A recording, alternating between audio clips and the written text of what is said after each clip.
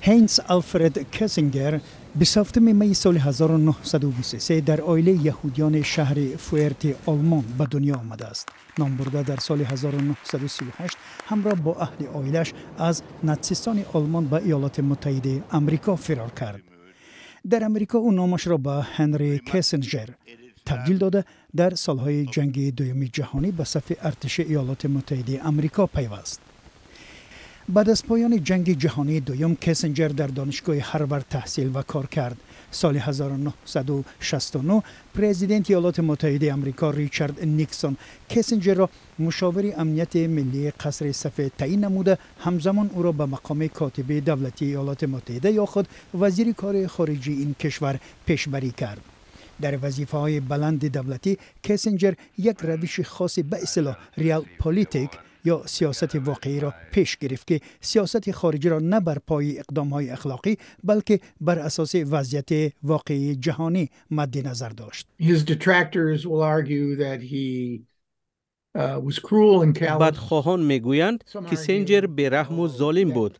دیگران اصرار می‌ورزند که او مثل چندین رهبر دیگر آمریکایی باید همچون جنایتکار حربی ارزیابی شود.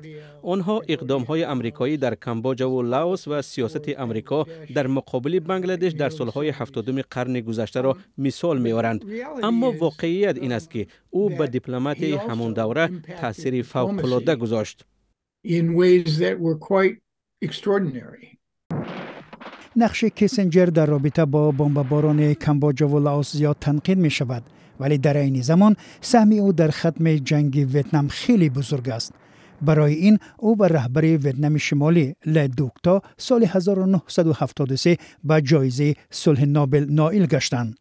له دوک تا از گرفتن آن دست کشید. همین گونه در ابتدای سالهای 70 کیسینجر معامله با چین را آغاز کرد که در نهایت با سفر نیکسون به این کشور کمونیستی و ملاقاتش با مائو زدون به اوج خود رسید. He changed the conception of diplomacy through his او توسط سلسله سفرهایش روش دیپلماتی را تغییر داد. او دیپلماتی را به عمل جالب و مفتون کننده تبدیل داد. اقدامهای او مثل یک روش یا یک فلسفه خاص به نظر می رسد.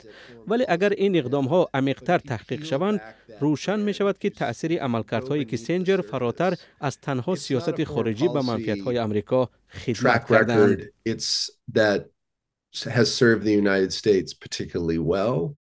سر از سالهای 70 عصر گذشته هر یکی از پرزیدنت‌های ایالات متحده آمریکا از مشورت‌های سیاسی کیسینجر استفاده برده است. اما پرزیدنت فعلی ایالات متحده آمریکا جو بایدن باری هم او را به قصر سفید دعوت نکرد. سال 2022 کیسینجر پیشنهاد کرد که برای ختم تجاوز روسیه اوکراین باید تلاش بازگردان زمین‌هایش را کنار گذارد.